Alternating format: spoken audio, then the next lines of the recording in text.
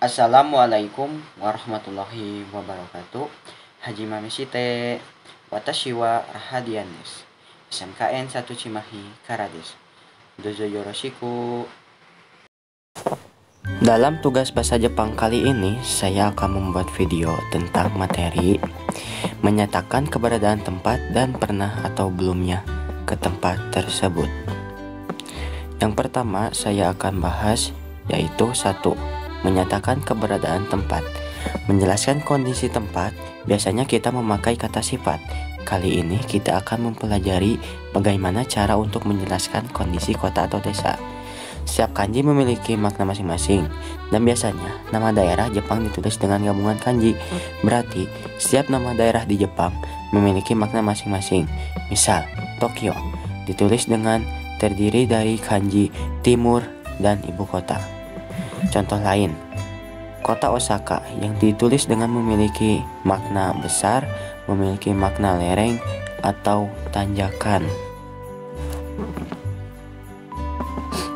Cara menulis provinsi atau kota dalam bahasa Jepang. Urutan kata untuk menulis provinsi dan kota dalam bahasa Jepang terbalik dengan bahasa Indonesia. Misalnya, Provinsi Aceh ditulis sebagai Aceh-su, sedangkan kota Banda Aceh ditulis sebagai Banda Aceh-shi. Dalam bahasa Jepang, selain itu, urutan provinsi dan kota juga terbalik. Misal, kota Banda Aceh ditulis sebagai Aceh-shu atau jadi Banda Aceh-shi. Contoh lain, Bali-su Denpasar-shi, kota Denpasar, Provinsi Bali. Contoh lain, Nishi-Jawa-su Depok-shi, kota Depok, Provinsi Jawa Barat. Dalam percakapan sehari-hari, biasanya kami orang Jepang tidak membubuhkan bagian si di belakang nama kota Indonesia. Misalnya, kota Depok disebut Depok tanpa si, kota Denpasar sebagai Denpasar dalam kurung dan atau tanpa si. Kata sifat yang berguna untuk menerangkan kota atau tempat wisata. Kata sifat i adalah kata sifat yang diakhiri dengan vokal i. Contohnya, Atsui artinya panas, Samui artinya dingin, Shujushi artinya sejuk.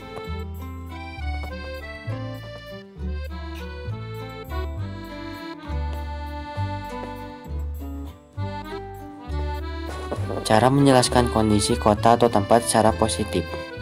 Pola kalimat ini digunakan untuk menerangkan kondisi atau keberadaan dari subjek. Letakkanlah kata sifat apa saja pada posisi kata sifat secara langsung dalam pola kalimat. Contohnya, kata sifat i, Surabaya wa atsui desu, dengan arti Surabaya panas. Bandung wa sujushi desu, dengan arti Bandung sejuk. Contoh kata sifatnya, Watashi no machi wa shijuka desu, dengan arti kota saya tenang atau sunyi. Jakarta wa nigiyaka desu, dengan arti Jakarta ramai.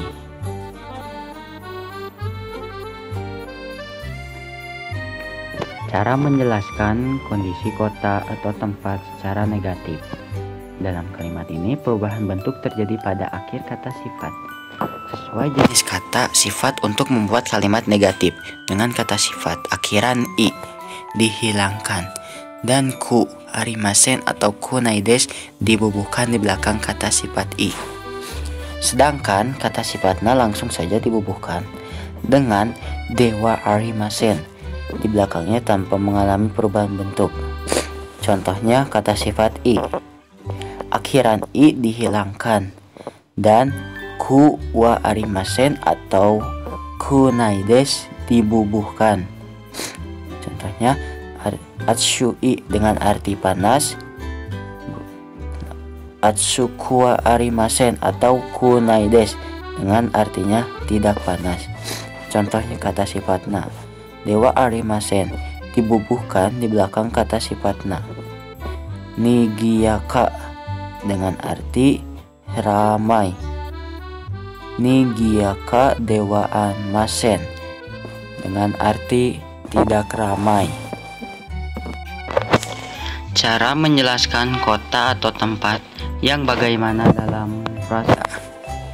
Cara menjelaskan kota atau tempat yang bagaimana dalam frasa untuk menunjukkan bahwa kata benda atau tempat adalah kota atau tempat dan sebagainya yang berkondisi kata sifat selalu diletakkan di depan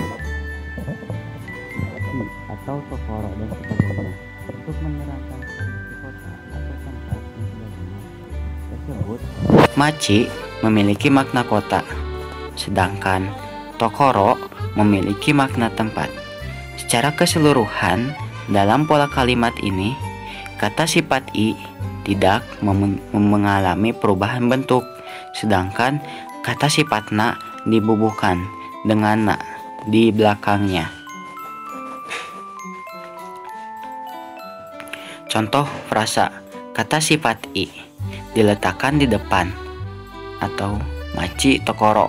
Secara langsung, oki plus maci plus atau tokoro dan sebagainya, besar plus kota, tempat dan sebagainya, sama dengan oki atau maci atau tokoro dan sebagainya, kota atau tempat dan sebagainya yang besar. Contoh kata sifat na. Kata sifat na yang ditambahkan akhirana diletakkan di depan maci atau tokoro dan sebagainya secara langsung. Contoh, nigiyaka plus maci atau tokoro dan sebagainya, ramai plus kota, tempat dan sebagainya. Itu contohnya. Sekarang yang kedua, pernah atau belumnya ke tempat tersebut, koto ga arimasu. Yang pertama, bentuk biasa lampau, koto ga arimasu. Pola kalimat ini digunakan untuk menyatakan pengalaman yang pernah dilakukan sebelumnya. Hati-hati ya, bentuk kata kerja di depan koto ga arimasu harus berupa bentuk biasa lampau atau bentuk ta. Contoh kalimatnya, Jakarta ni ita koto ga arimasu, dengan arti pernah pergi ke Jakarta. Contoh lain, kuruma o unten shita koto ga arimasu, dengan arti pernah mengendarai mobil. Lalu yang kedua, bentuk biasa lampau atau koto ga arimasen. Kalimat ini digunakan untuk menyatakan sesuatu yang belum pernah dilakukan. Kalimat ini merupakan kalimat negatif dari koto ga arimasu yang bermakna pernah melakukan sesuatu. Contoh kalimatnya, Nihon ni ita koto ga arimasen, dengan arti saya belum pernah pergi ke Jepang. Contoh lainnya, Nihonjin ni ata koto ga arimasen, dengan arti saya belum pernah bertemu dengan orang Jepang. Next. Yang ketiga, bentuk kamus atau nai plus koto ga arimasu. Jika bentuk kata kerja di depan koto ga arimasu berupa bentuk kamus atau bentuk nai, maka pola kalimat ini tidak menyatakan suatu pengalaman lagi, tetapi menunjukkan bahwa suatu hal terkadang terjadi atau dilakukan dari waktu ke waktu menurut pengalaman atau pengetahuan pembicara. Contoh kalimatnya, Tokidoki kono restoran desu taberu koto ga arimasu, dengan arti kadang-kadang saya makan di restoran ini. Contoh kalimat lain, Zuwa hito sou koto ga arimasu, dengan arti terkadang gajah menyerang manusia. Oke teman-teman, mungkin itu saja materi dari saya. Mohon maaf bila ada kesalahan atau kekurangan kata. Wassalamualaikum warahmatullahi wabarakatuh. Arigatou gozaimasu.